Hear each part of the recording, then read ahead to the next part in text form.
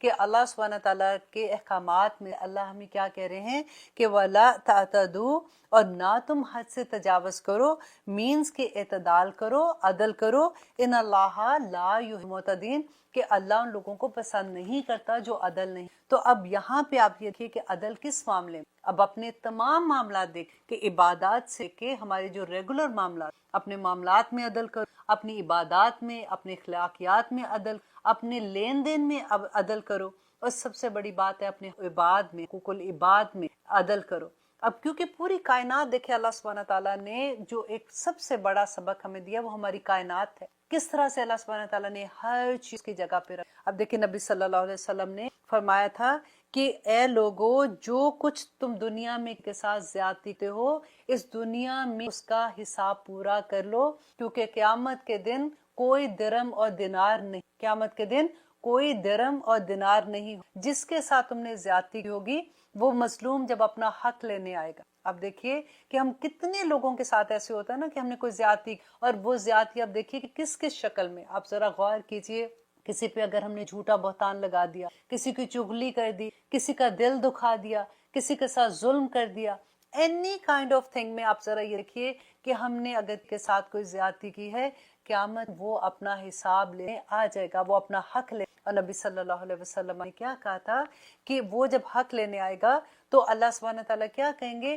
کہ اس کی جو نیکیاں ہیں نا، کیونکہ اعمال کا وہاں پہ ٹریڈ ہوگا نا، کہ اس کی جو نیکیاں ہیں وہ اس کے اندر ڈال دی جائیں جو مانگنے آیا ہے۔ اسی طرح سے دوسرا آدمی آئے گا تو پھر اللہ سبحانہ تعالیٰ کہیں گے کہ اس کی نیکیاں اس کو دے دی جائیں، اس کے حساب میں ڈال دی جائیں۔ اور وہ ایک وقت آئے گا کہ نیکیاں ختم ہو جائیں گی، اور جب وہ مظلوم اپنا حق لینے آئے گا تو پھر اللہ سبحانہ تعالیٰ یہ حکم دیں گے کہ اس کے گناہ جو ہیں وہ اس کے نامہ اعمال میں ڈال دیے جائیں، اور پھر فرشتوں کو حکم دیا جائے گا کہ اس کو دیکھیے عدل کرنا اتنا ضروری ہے کہ ہر معاملے میں، اب دیکھیے کہ کئی ہمارے گھروں میں کتنے معاملات آتے ہیں، سب سے بڑی بات ہے ہر گھر میں جینا مرنا تو ہر گھر۔ اب وراثت کو دیکھ، اب چھوٹی سی ایک بات کو آپ لے لیجئے کہ جب کبھی آپ کے گھر میں وراثت کی بات ہوتی ہے نا، عدل بڑی بات کہ جو بہنوں کے حصے پہ آ کے لڑائی ہو جاتی، ایون دو دیکھیں ماں باپ، نبی صلی اللہ علیہ وسلم کی خوبصورت کہ صحابہ کو پوچھا کہ تم جو ہو اپنے ورثہ کے سے زیادہ محبت کر، تو انہوں نے کہا کہ اپنے مال سے زیادہ ورثہ کے مال سے،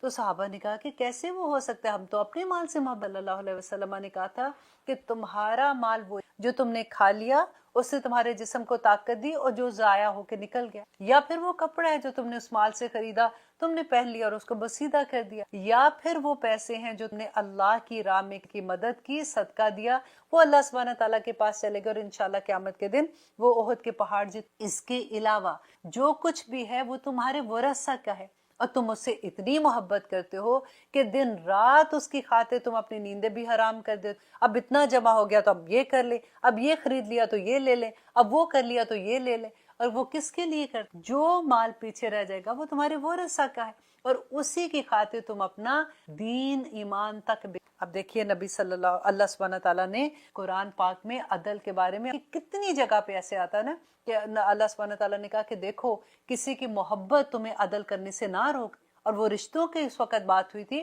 کہ جب ہمارے ایسا کبھی ہوتا ہے کہ ہمیں یہ لگتا ہے کہ ہمیں تو اپنی اتنی محبت ہے، ایسے کیسے ہو سکتا ہے ہم بھابھی کا ساتھ دیں کیونکہ میری ماں ہے میں اس کا ساتھ دوں گی۔ صاف کہہ دیا کہ جو رشتے ایسا نہ ہو کہ کبھی تم محبت میں عدل کرنے سے، کبھی ایسا ہوتا ہے کہ بھابھی کی کوئی ایسی بات ہے تو نہیں میرا تو بھائی ہے میں کیسے اس کا ساتھ دے سکتی ہوں بھابھی کا، اس معاملے ہر معاملے میں عدل کریں گے، اگر عدل نہیں کریں گے تو پھر عدل کا اپوزٹ کیا ہوگا؟ ظلم ہوگا، اور ظالم کی سزا اللہ سبحانہ تعالیٰ نے کیا بتائی تھی کہ دوزخ ہے۔ ہم ظالم تو نہیں بننا چاہتے نا، تو پھر ہمیں دیکھنا پڑے گا۔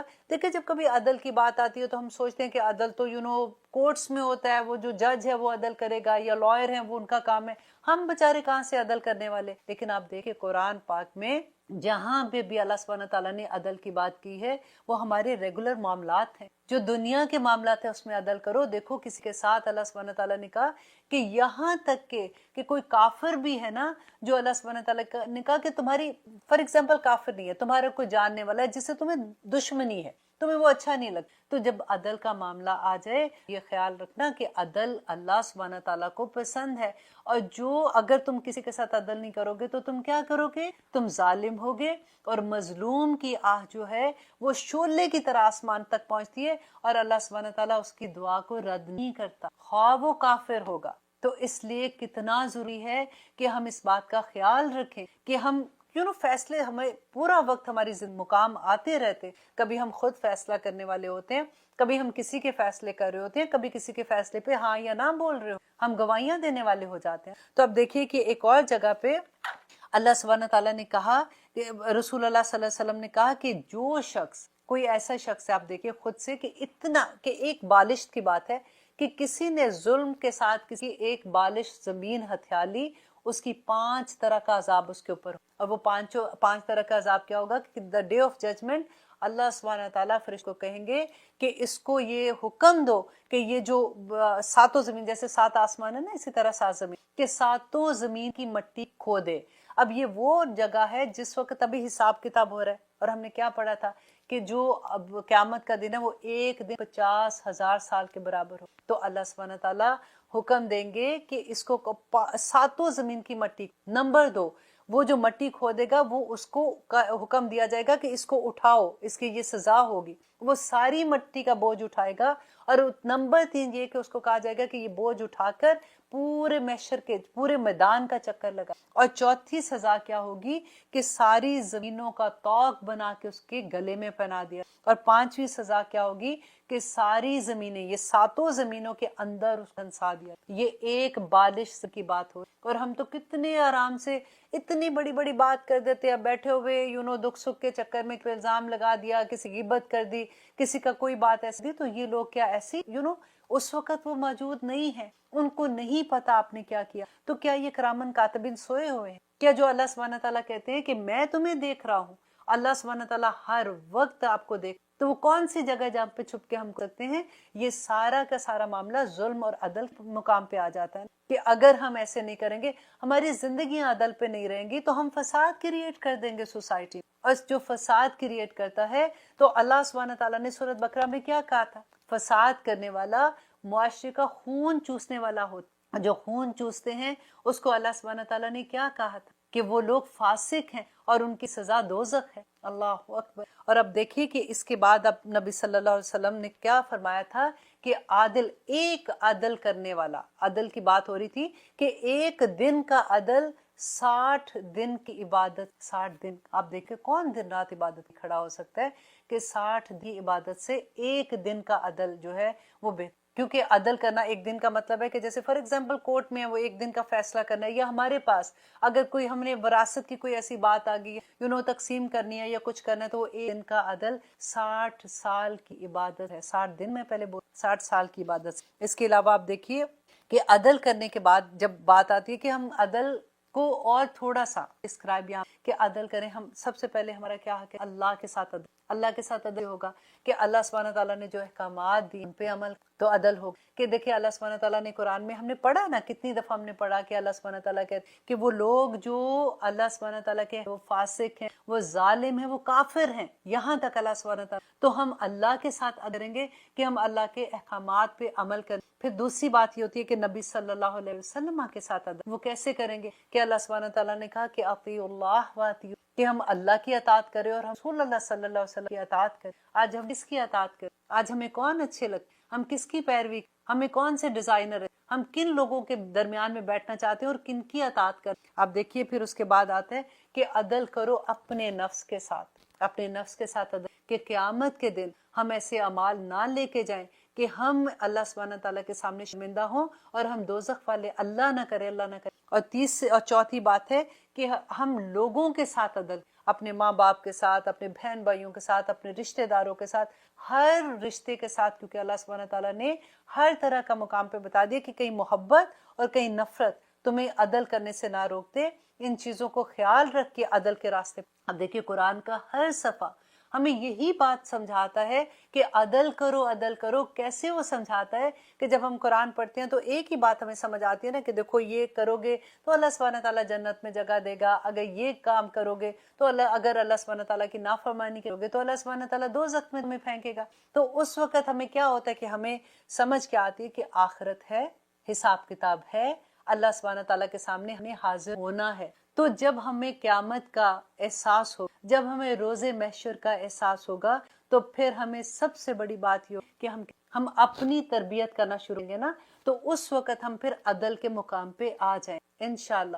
ہم اللہ سبحانہ دعا کریں کہ اللہ سبحانہ تعالیٰ ہمیں عدل کرنے والا بنا دے. اللہ سبحانہ تعالیٰ ہمیں کبھی بھی ایسے مقام پہ نہ ہم کھڑے ہوں جہاں پہ ہم پہ ظلم کریں، کیونکہ یوزلی یہ ہوتا ہے کہ ہمیں پتہ ہی نہیں چلتا، ہماری زبان سے ایسے لفظ ادا ہو جاتے ہیں کا دل توڑ دے، ہمیں کبھی احساس بھی نہیں ہوتا. دیکھیں سب سے بڑا مقام وہ ہوتا ہے جب ہم کئی دفعہ ہوتا ہے نا کہ ہم کہتے ہیں نہیں ہم تو بڑے اچھے ہیں، دیکھیں وہ اچھا تو میں بھی اچھا، اس میں اچھائی کیا؟ اگر آپ کے ساتھ کوئی اچھا ہے تو آپ بھی ایک برابر بات ہو. اچھائی تب ہے کہ جب آپ کے ساتھ کوئی برا کرے تو آپ، اچھائی تب ہے کہ جب آپ اپنے کو ورکرز کے ساتھ، اچھائی تب ہے جب آپ اپنے نوکروں کے ساتھ، اگر آپ ان کے ساتھ اب کچھ دیکھ بھی لیتے ہیں ایسی بات تو آپ اپنی انا کا مسئلہ نہ بنا. اللہ سبحانہ تعالیٰ سے دعا کرتے ہیں کہ یا رب العالمین یہ آیا جو ہم نے لی ہے ہمارے عمل میں ڈھال دے، ہمیں آسانی کے ساتھ اس پہ عمل کرنے والا بنا دے.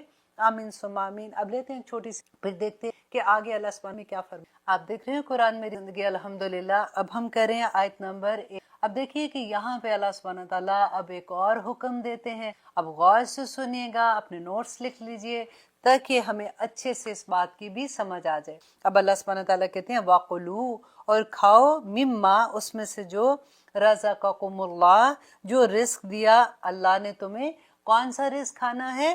حلالن، حلال، و طیبن، اور پاک رزق. اب دیکھیے یہاں پہ اللہ سبحانہ تعالیٰ نے حلال کے ساتھ طیب کی شرط لگا دی. اور طیب کون سا رزق ہوتا ہے؟ حلال.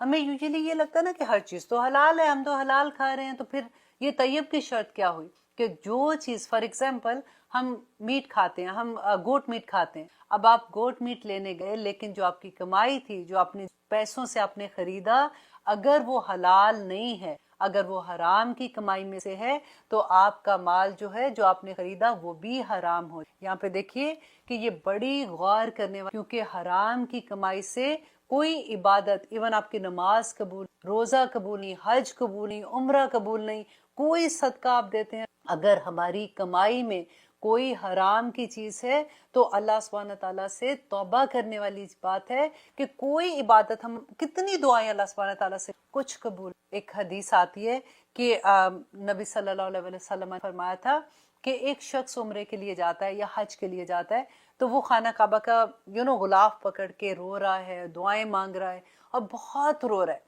اور اللہ سبحانہ تعالیٰ سے اپنی دعا کہ یا رب العالمین یہ دعا قبول کر لیں. تو اللہ سبحانہ تعالیٰ جبرائیل السلام سے کہ جبرائیل یہ شخص جو یہاں پہ دعائیں مانگ رہا ہے، خانہ کعبہ کی بات ہے نا، اللہ سبحانہ تعالیٰ کے گھر میں جا کے اور رو رہا ہے، لیکن جو سفر یہ کر کے آیا وہ بھی حرام کی کمائی کا. دیکھیے اس زمانے میں تو اونٹ پہ سفر کرتے تھے، تو خیر اس نے اونٹ ایسے پیسوں سے خریدا ہوگا. آج کے زمانے میں آپ دیکھیے کہ ٹکٹ جو خرید وہ بھی حرام کی، وہ جو کپڑے پہن کے آیا، جو احرام پہن حرام کی کمائی کا، اور جو اس کے پیٹ میں کھانا ہے وہ بھی حرام کی کمائی کا.